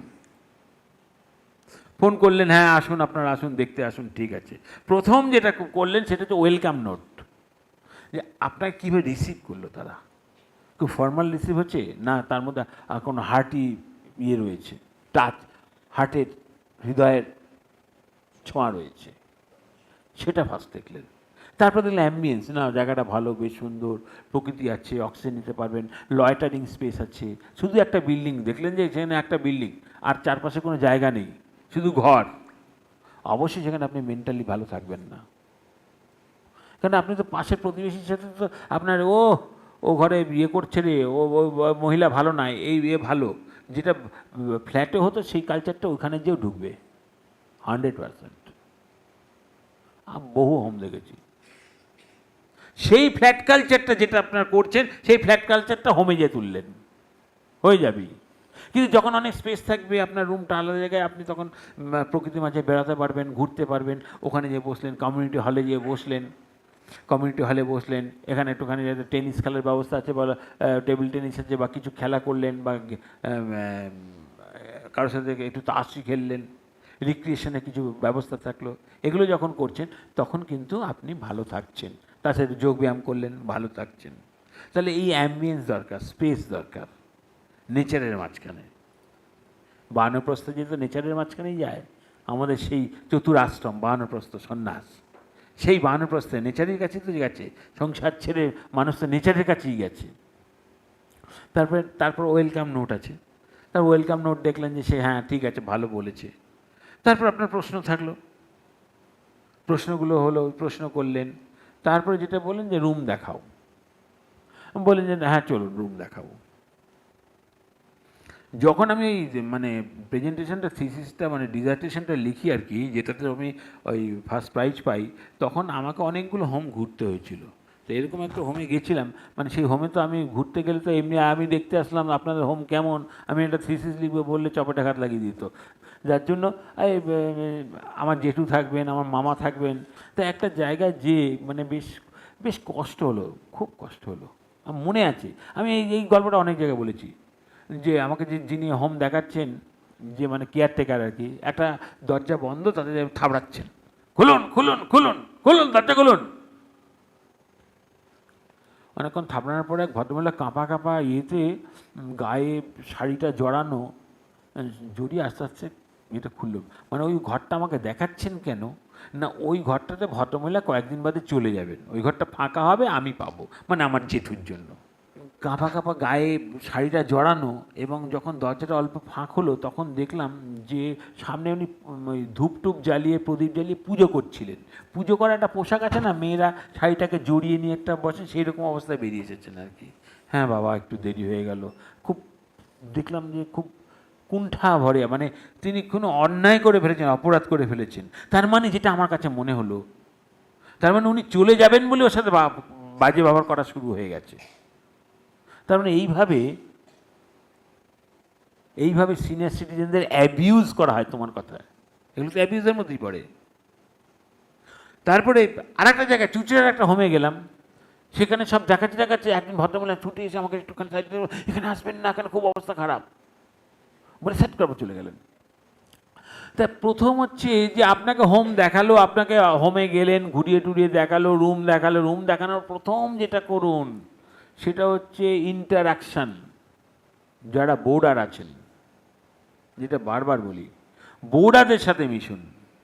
হ্যাঁ ভাই, আপনি কেমন আছেন? আপনার সমবয়স্ক তো, কেমন আছেন আপনি, এখানে ভালো আছেন? এবার এই বোর্ডার ইন্টারাকশন বলে, আচ্ছা আমি একটুখানি কয়েকজন বোর্ডারের সাথে কথা বলবো। ওই হাওড়ার দিকে একখানা হোমে আমাকে ঢুকতেই দিল না, বলে একটু বোর্ডের সাথে কথা বলবো, ঢুকতে দিল না, কাগজ দিয়ে দিল, কবে আসবেন বলুন, ঢুকতেই দিল না আমাকে, কারোর সাথে কথা বলতে দিল না। তা এই বোর্ডের সাথে যখন কথাবার্তা আপনাকে বলতে দিল, দেখলেন বোর্ডের সাথে কথা বলছে, তার পাশে একজন সিকিউরিটি গার্ড দাঁড়িয়ে আছে, মানে আরেকজনকে ফিট করে দিয়েছে, বা তিনিই দাঁড়িয়ে আছেন, এইভাবে দাঁড়িয়ে আছেন, মানে যে কথা বলছে আপনি এখানটা দাঁড়িয়ে আছেন, সে পাশে দাঁড়িয়ে আছে, আর আপনি একজন বোর্ডার, আপনার মুখের জন্য তাকিয়ে আছে, আপনি ভয় কিছু বলবেই না। হ্যাঁ, ফিট করা আছে এরকম। আপনাকে সবার সাথে মিশতে দিচ্ছে কিনা ফ্রিলি, যখনই মিশতে দিচ্ছে না, বুঝবেন গলদ আছে, ওর মধ্যে গন্ডগোল আছে। এটা একটা ব্যাপার। তারপর হচ্ছে যে শর্ট স্টে, মানে বলুন না আমি তো থাকবো, আমি কয়েকদিন, 5 দিন 7 দিন, 5-7 দিন আমি এখানে শর্ট স্টে করবো, সেটা অ্যালাউ করে কি না, এটা একটা পয়েন্ট। এটা গেল। এরপরে হচ্ছে যে ফুড, এবার ধরুন সেখানে একদিন খাবার খেলেন, বলে যার নর্মাল ফুড যেটা আছে আর কি, ওনাদের যে খাবার আছে আমি আপনাদের খাবো, আমি পে করবো, ফুড কোয়ালিটি বুঝলেন, মানে আমি রান্নাঘরটা দেখবো। রান্নাঘর দেখলেই আপনারা সবাই অভিজ্ঞ লোক, আপনারা সংসার করে এসেছেন এতদিন, বয়স্ক লোক, আপনার রান্নাঘর দেখলেই বুঝে যাবেন যে ওরা কতটা হাইজিন মেনটেন করে। রান্নাঘরের ছবিই বলে দেবে হাইজিন কতটা মেনটেন হয়, সেটা দেখে নিতে পারবেন। এরপর বেসিক সার্ভিস যেগুলো, যে সিঙ্গল রুম আছে, শেয়ারিং রুম আছে। এরপরের যে প্রশ্নটা আসবে যে আমি অসুস্থ হলে আপনি কী করবেন? না, অসুস্থ হলে আপনার বাড়ির লোককে ডাকবো, বাড়ির লোককে আসবে, আমরা বড় যে হাসপাতালে ভর্তি করে দেবো, তিনি বুঝবেন, তাকে দেখতে হবে। আমাদের কাজ অ্যাম্বুলেন্সে করে হাসপাতালে ভর্তি করে দেওয়া। এই কথাটা যদি বলে থাকে তাহলে বুঝলেন গণ্ডগোল আছে। না, আমরা ভর্তি করবো, আমরা চিকিৎসা করে নিয়ে আসবো, বাড়ির লোককে খবর দেবো, তাহলে বুঝবেন রেসপন্সিবিলিটি নিতে চাইছেন আপনার কোনো। তার মানে আপনি যদি ফিরে আসেন তাহলে হবে, না হলে আবার অন্য একজনকে নেবে। এটা একটা ভয়ঙ্কর জিনিস। রেসপন্সিবিলিটি আপনার নিচ্ছে কিনা, আপনার হেলথ রেসপন্সিবিলিটি নিচ্ছে কিনা, তার কী কী মেডিকেল সাপোর্ট আছে বাড়ির ইয়েতে। দেখলে কিছুই নেই, একখানা প্রেশারের যন্ত্র আছে, 15 দিন অন্তর কেউ এসে একটু প্রেশার টেশার দেখে দিয়ে যাচ্ছে, অন্য কোনো নেই, এমনকি ফার্স্ট এডের ব্যবস্থাও নেই, সেখানে আপনি কোন ভরসায় থাকবেন? এগুলো তো মিনিমাম। আমরা একটা গাইডলাইন্সও পাঠিয়েছি, ও বললো, উল্লেখও করলো, হ্যাঁ, যেটা আমাদের সেন্ট্রাল গভর্নমেন্টের গাইডলাইন্স পাঠানো হয়েছে আপনাদের। অ্যাকচুয়ালি আমাদের একটা দুঃখজনকভাবে আমরা স্যারেরাও বসে আছেন, আমাদের সরকারি আধিকারিকরা ছিলেন রিটায়ার্ড, সেটা হচ্ছে যে আমাদের যে ক্লিনিক্যাল এস্টাবলিশমেন্ট অ্যাক্টে একটা যদি একখানা প্যাথোলজিক্যাল ক্লিনিক করেন বা একটা নার্সিংহোম করেন বা একটা ওষুধের দোকান করেন, তাহলে কিন্তু কিছু ক্রাইটেরিয়া আছে, সেগুলো ফুলফিল করলেই তবে আপনি লাইসেন্সটা পাবেন। দুর্ভাগ্যজনকভাবে আমাদের ভারতবর্ষে এমন কোনো রকম কোনো নেই যেটা গাইডলাইন্স দিয়েছে, এবং গাইডলাইন্সটা পড়বেন অ্যাভারেজ গাইডলাইন্স, ওর মধ্যে নতুন কিছু বলা নেই, ওগুলো পড়ে পড়ে মুখস্থ হয়ে গেছে। সেখানে কিছু লেখা নেই যে এত স্কোয়ার ফিট দিতেই হবে তোমাকে, ম্যান্ডেটরি। হ্যাঁ, দিলে ভালো হয়, 7.5 স্কোয়ার মিটার দিলে ভালো হয়। এটা শোয়ার জায়গাটা টোটাল জায়গাটা মিলে 4 স্কোয়ার মিটার হতে হবে। 7.5 স্কোয়ার মিটার একটা লোককে দেয়, দিতে গেলে সে কষ্ট আসবে তার। সুতরাং এইগুলো গাইডলাইন্স এরকম রয়েছে। সুতরাং তাহলে আমাদের কাছে কোনো রকম রুল নেই, গভর্নমেন্টের কাছে কোনো বাধা ধরা নেই। একটা ট্রেড লাইসেন্স করলেই শুধুমাত্র একটা হোম করা যায়, সেটা আপনি সিঁড়ির তলা থেকে সিঁড়ি ঘরে করতে পারেন, আপনি আপনার ফাঁকা গ্যারেজটায় করতে পারেন, বা বাড়ির পেছনে টালির চাল করে বা সেখানে একটা হোম করে দিয়ে আপনি রোজগার করতে পারেন। কেউ বাধা দিতে আসছে না। কোনো গভর্নমেন্টের কাছে কোনো পলিসি নেই, গভর্নমেন্টের কোনো কিছু নেই, গভর্নমেন্ট জানে না কতগুলো চলছে। একটা কথা আজ আসেনি, সেটা হচ্ছে এনজিও করতে গেলে সোসাইটি অ্যাক্ট রেজিস্ট্রেশন লাগে, অথবা কোম্পানি অ্যাক্ট রেজিস্ট্রেশন লাগে সেকশন 8-এ, অথবা চ্যারিটেবল ট্রাস্টেরই হয়। সেটা আপনাকে প্রশ্ন করতে হচ্ছে না বিজনেস মডেল। আর যদি চ্যারিটেবল ট্রাস্ট হয় বা যদি কোম্পানি অ্যাক্টে রেজিস্টার্ড হয় অথবা সোসাইটি অ্যাক্ট রেজিস্ট্রেশন হয়, তাহলে তার দর্পণ মানে নীতি আয়োগ, সেন্ট্রাল গভর্নমেন্টের নীতি আয়োগ ডিপার্টমেন্টের আন্ডার রেজিস্টার্ড কিনা, সেটা একটা পয়েন্ট। সেন্ট্রাল গভর্নমেন্ট রেজিস্ট্রেশন আপনার লাগবে, তবে আপনি একটা ফুল ঠিক মতো একটা সঠিক একটা এনজিও চালাতে পারবেন সঠিকভাবে। এই পেপারসগুলো আপনার আছে কি না ব্যাকগ্রাউন্ডে, এই পেপারসগুলো দেখছেন। যদি যদি বিজনেস মডেল হয়, সেই বিজনেস মডেলে গেলে সেটা ফার্ম রেজিস্ট্রেশন আছে না কোম্পানি একটা রেজিস্ট্রেশন আছে, সেগুলো জেনে নিলেন। তাহলে বিজনেস যদি মডেল হয়, তাহলে সেখানে পার্টনার বা ডাইরেক্টার্স বা যাই বলুন তারা কারা আছেন, বা সিঙ্গেল ওনার কে আছেন। এরপরে যখন ফাইন্যান্সিয়ালস আসবে, যে টাকাটা কী আছে, টাকাটার মধ্যে কী হিডেন কস্ট কী আছে।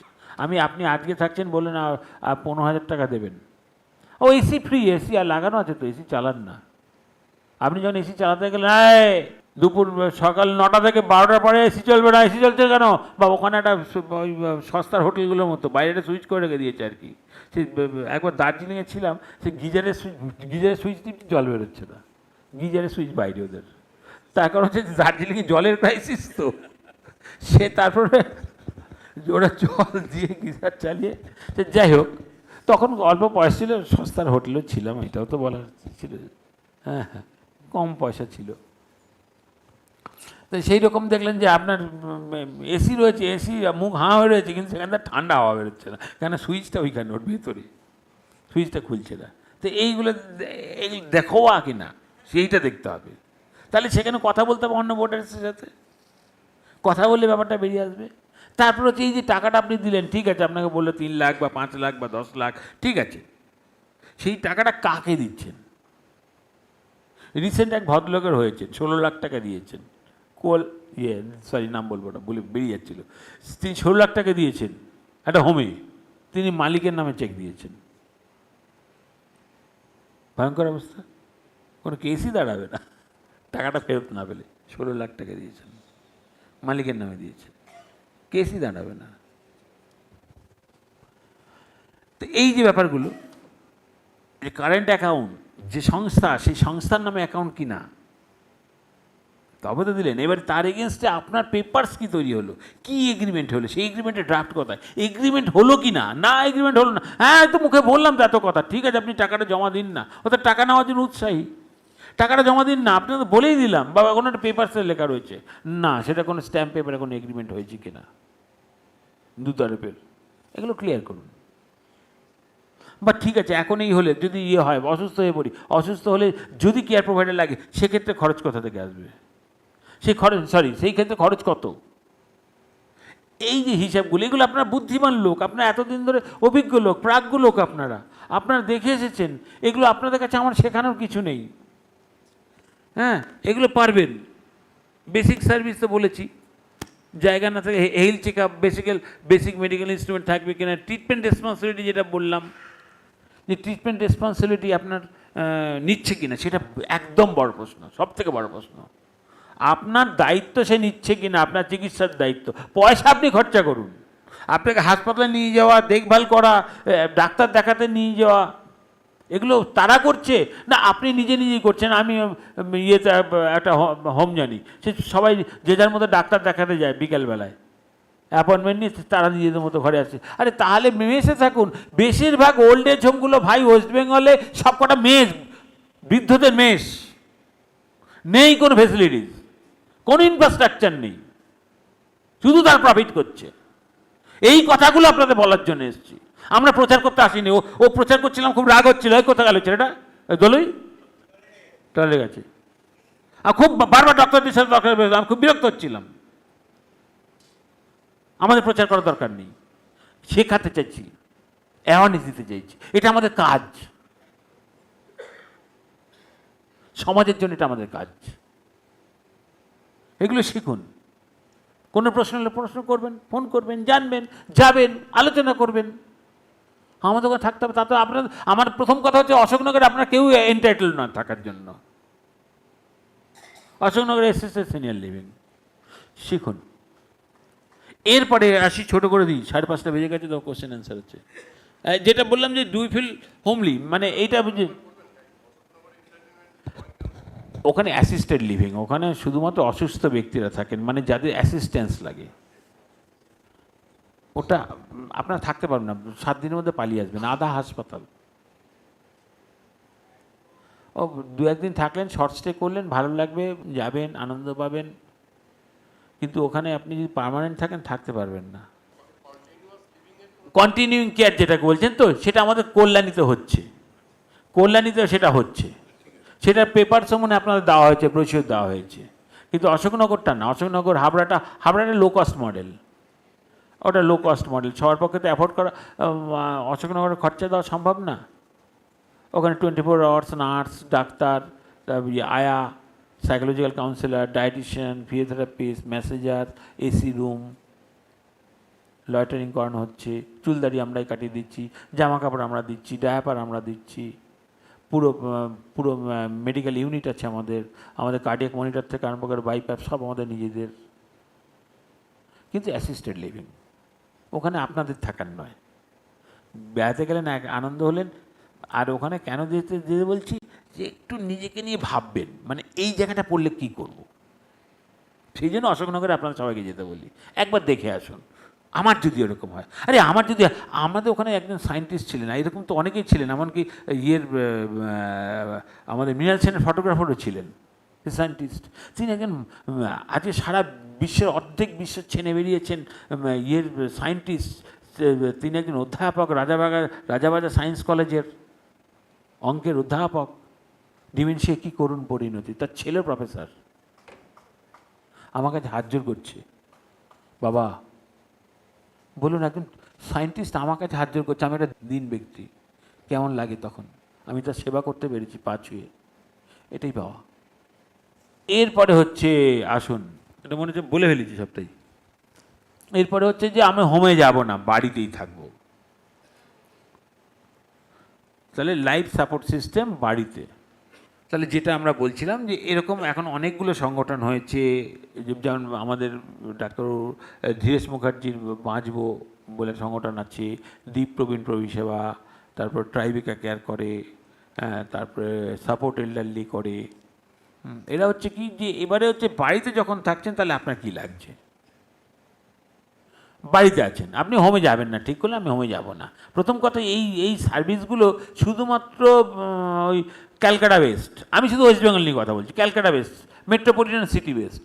তার বাইরে যারা আছেন তারাই সাপোর্টটা পাচ্ছেন না, নেই। কী কী লাগে বাড়িতে থাকলে, কী কী লাগে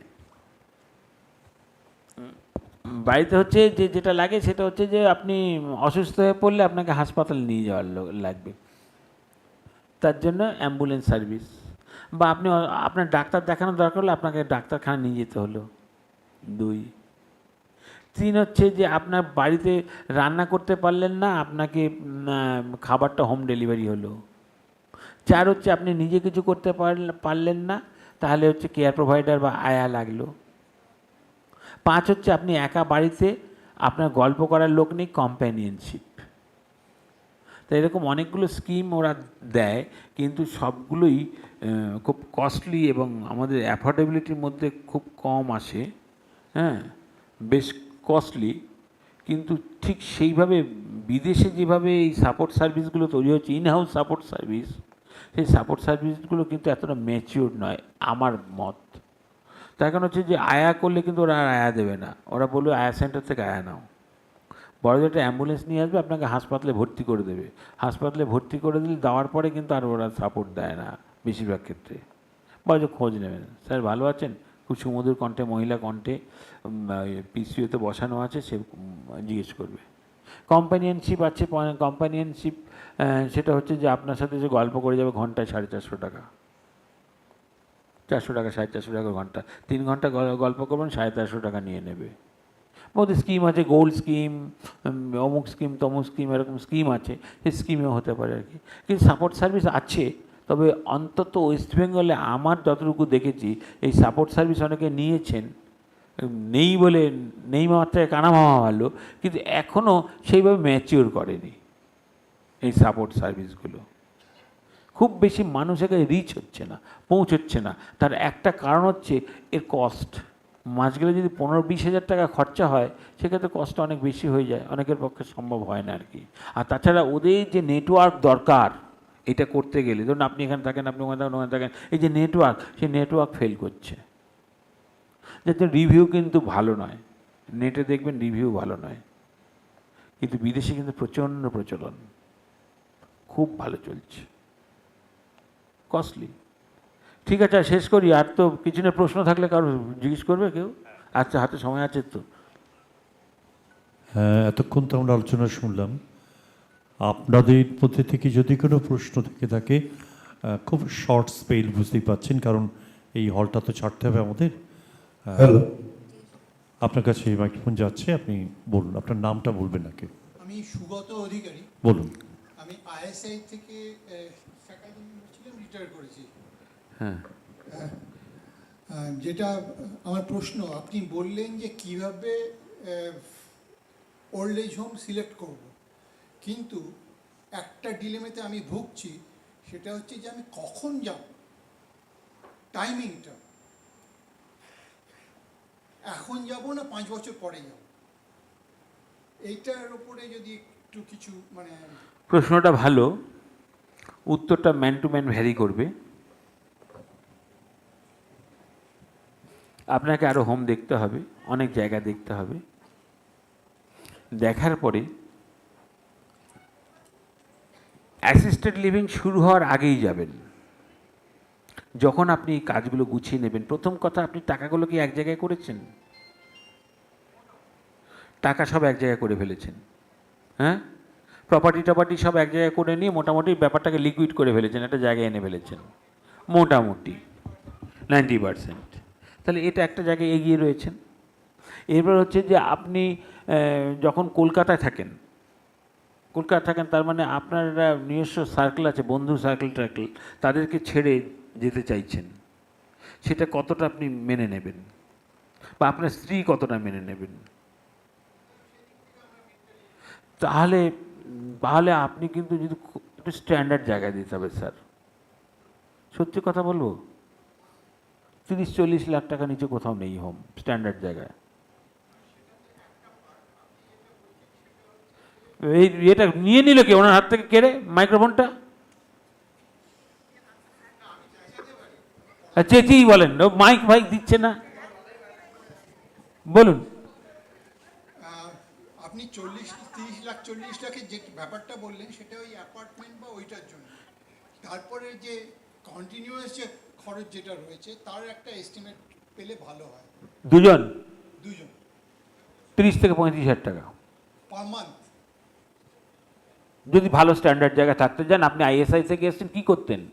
আমি ফ্যাকাল্টি মেম্বার ছিলাম। ফ্যাকাল্টি মেম্বার, আপনাকে এই টাকাটা দিতে হবে, নাহলে আপনি যে স্ট্যান্ডার্ডের লোকের সাথে থাকবেন, রোজ মাছের পিস নিয়ে ঝগড়া করবে, মাছের ল্যাজ দেবে ছোটো, অমুক নিয়ে ঝগড়া করবে। এখানে আপনি যদি থাকতেন, তাহলে আপনার ভবিতব্য এইটা, এর পরে অ্যাড অন যেগুলো হবে অ্যাড অন হচ্ছে অ্যাসিস্টেড লিভিং হলে অ্যাড অন হলে সেখানে আপনার ওই 10-15 হাজার বাড়বে, 20,000 বাড়বে। এবার এইটা হচ্ছে না, আমরা যেমন শেয়ার্ড বেসে করি আর কি। ধরুন আপনি 1 নম্বর ঘরে একজন অসুস্থ, 3 নম্বর ঘরে একজন, 5 নম্বর ঘরে অসুস্থ, একজন কেয়ার প্রোভাইডার 3জনকে দেখলো, 3টে কেয়ার প্রোভাইডার থাকলো, অল্টারনেট করে দেখলো। তার মানে আপনাকে যখন বিছানা তুলে দিতে হবে, আপনার কিন্তু একজন কেয়ার প্রোভাইডার না। বাড়িতে যেটা হচ্ছে কি, একজন আয়া থাকছে, খুব ভারী লোক, তুলতেই পারছে না, বিছানা পড়ে আছে, ধরুন আপনাকে উল্টে দিতে হবে, সে উল্টাতেই পারছেন না। আমাদের এখানে তা না, আমাদের পুরুষ মহিলা সব কেয়ার প্রোভাইডার, দরকার 3জন এসে তুলে দেবে। বিছানা থেকে নামতে গেলে পড়ে গেলেন, 80 কেজি ওজন, তখন আমাদের 3-4জন আসে। হয়তো স্বপনদা রয়েছে, তো আমাদের সব বাইরেই আছে, আমরাই তো সব নিজেরাই করি সব। 3-4জন তুলে দিল। বাড়িতে তো সেটা হয় না, একজন আয়া রেখেছেন, তো সে পারলই না, বিছানায় ইয়েতেই পড়ে থাকলো। শেয়ার্ড বেসিস যেখানে, যখন কেয়ার প্রোভাইডার শেয়ার করবেন না, আপনি কমিউনিটি লিভিং করছেন, তার মানে সব কিছু শেয়ারে আসছে, তার মানে কস্ট কম হচ্ছে। আর এই এস্টিমেটটা পাওয়াটা জরুরি, কারণ আমি তো জানি না, আমার কাছে ইনফরমেশন নেই। ইনফরমেশন না, যেখানে যাবেন সেখানে জিজ্ঞেস করবেন শেয়ার বেসিসে কিনা, আচ্ছা, সিঙ্গেল কিনা। সিঙ্গেল হলে খরচা এখন 12 ঘন্টা 10 থেকে 12,000 টাকা একজন কেয়ার প্রোভাইডারের খরচা লাগে। আপনারা জানেন 300 থেকে 350 টাকা নেয় 12 ঘন্টায়। আমি হিসাবের কথা বলছি। Thank you. আরো অন্যদের প্রশ্ন থাকতে পারে? হ্যাঁ, ধন্যবাদ, স্যারকে ধন্যবাদ। দিন। আর কারোর প্রশ্ন আছে? হ্যাঁ, হ্যাঁ, কর্নেল ডক্টর সাহেবের কাছে যেতে হবে। হ্যালো, তুমি হ্যালো বলছো কেন? হ্যাঁ, আচ্ছা, উনি করে নিন, একটু শর্টে করবেন প্লিজ, কারণ সময়টা আমাদের খুব কম। আমি একদম খুব সরব। প্রথমত ধন্যবাদ, এত সুন্দরভাবে সব বোঝালেন।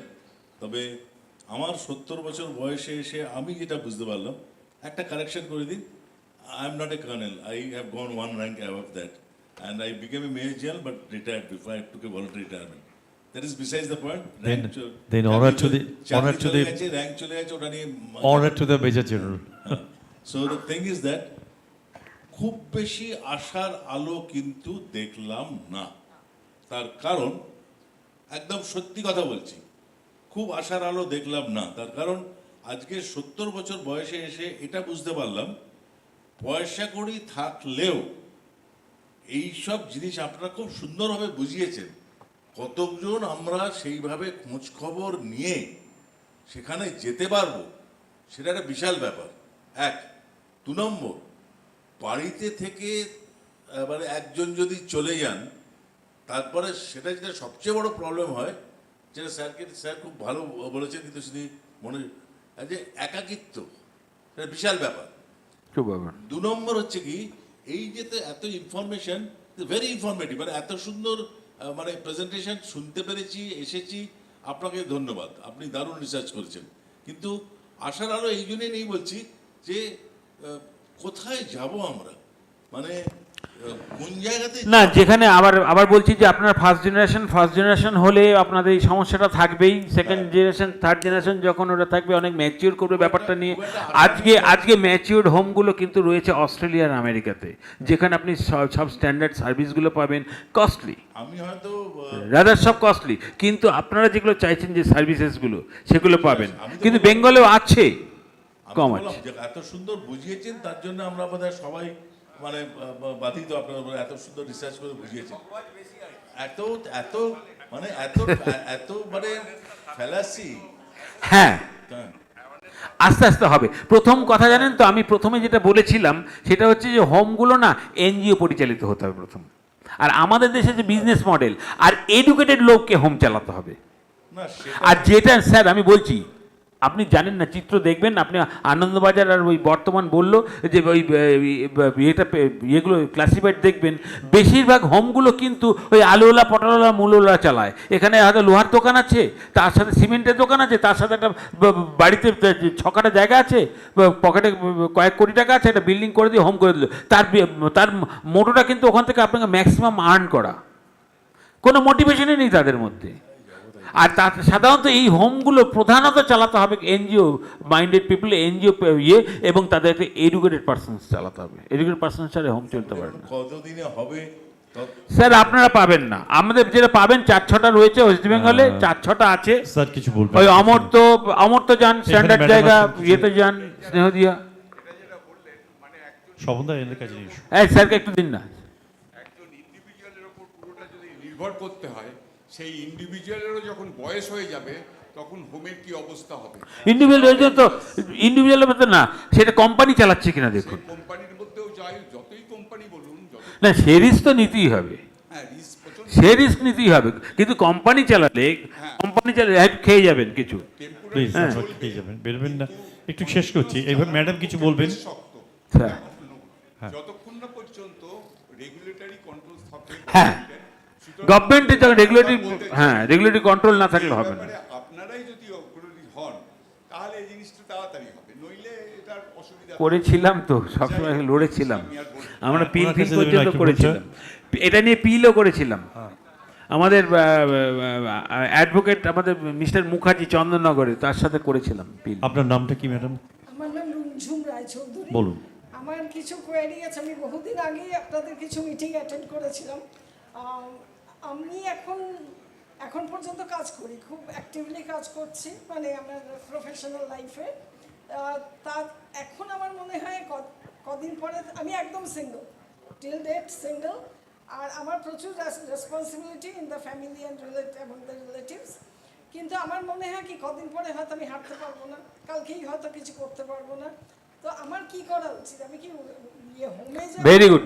আপনার প্রথম কথা যে আপনার যখন রেসপন্সিবিলিটি আছে আপনার কিছু মানুষের জন্য, তারা কি আপনার রেসপন্সিবিলিটি নিচ্ছে, হ্যাঁ কি না, পরিষ্কার বলুন। কন্ডিশনে নেই তারা, কেউই নেই। আচ্ছা, তারা বয়স্ক মানুষ। বয়স্ক না, ইয়াং হলেও নেই, আমার থেকে 10 বছরের ইয়াং, তারও নেই আমাকে আমার দায়িত্ব নেওয়ার। তাহলে আপনাকে হোমে যেতেই হবে, এবং সেই হোমেই যাবেন যেটা আপনার লাইফ টাইম রেসপন্সিবিলিটি নেবে, লিখিত আকারে নেবে, এগ্রিমেন্টে সই করে নেবে। আমার একটা মনে হচ্ছিল বাড়িতে যদি সাপোর্ট না, বাড়িতে সাপোর্ট সার্ভিসের সবসময় সমস্যার কথা বলুন তো, যখন কেয়ার প্রোভাইডার লাগবে, আয়া লাগবে না, তো এরা কেয়ার প্রোভাইডার বলবে যে আয়া সেন্টার থেকে আয়া নাও।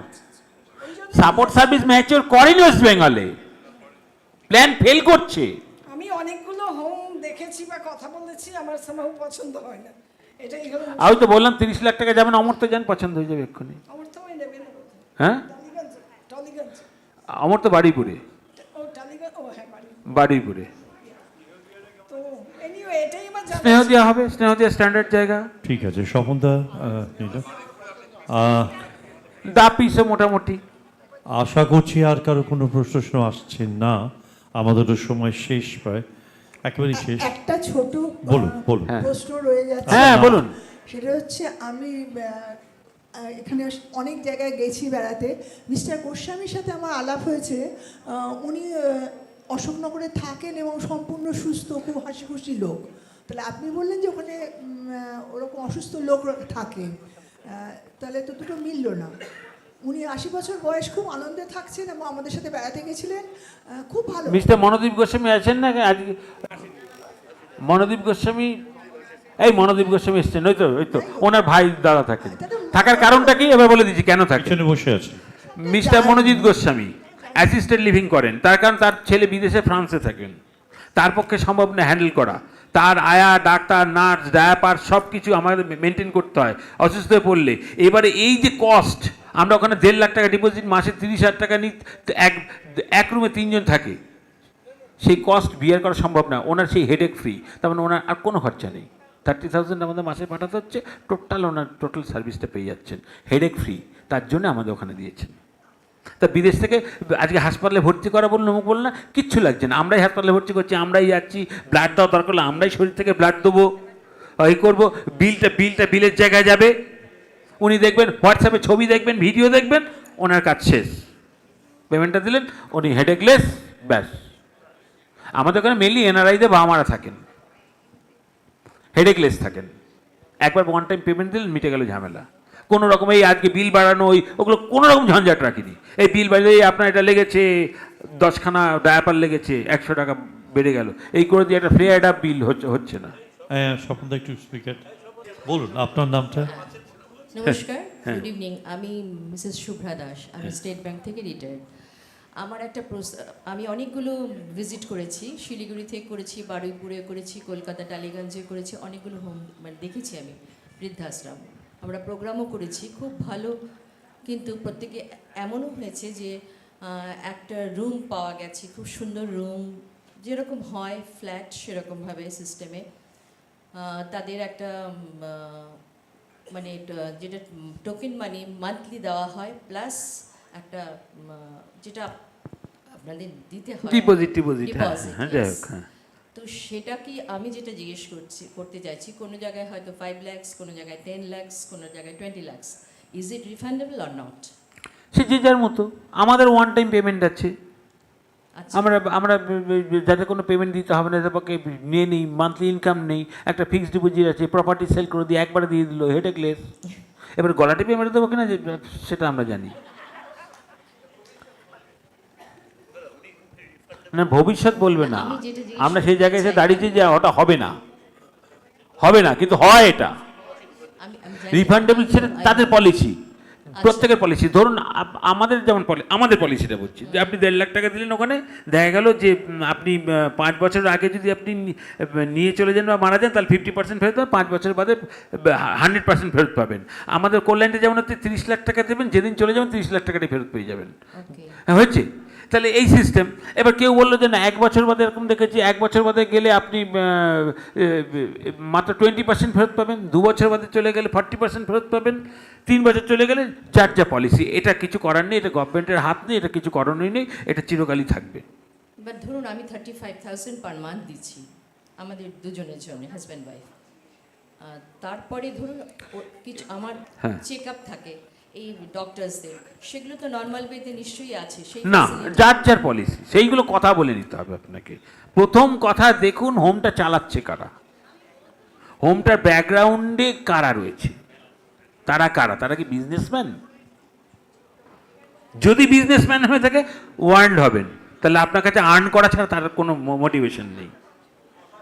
দেখলেন 4 জন বিজনেসম্যান এনে একটা হোম করেছে, সেখান থেকে আপনি কিছু এক্সপেক্ট করবেন না, টাকা দেবেন পাবেন, এটা আলাদা করে।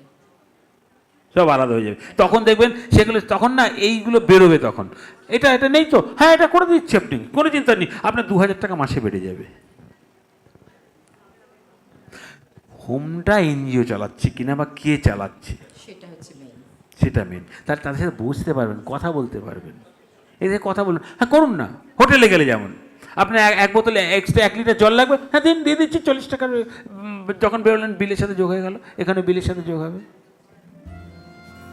থ্যাংক ইউ, ধন্যবাদ। ভালো করে বুঝুন, থ্যাংক ইউ সো মাচ। আপনাদের সকলকে ধন্যবাদ। আপনাদের এই আসার জন্যে ঠিকানা শিমলার পক্ষ থেকে আপনাদের ফোন নাম্বারটা প্রত্যেককে আছে? অভিনন্দন জানাচ্ছি। সব আছে। ওকে। ভালো থাকবেন, শারদীয়ার দিনগুলো আপনাদের ভালো কাটুক। শুভ শারদীয়া।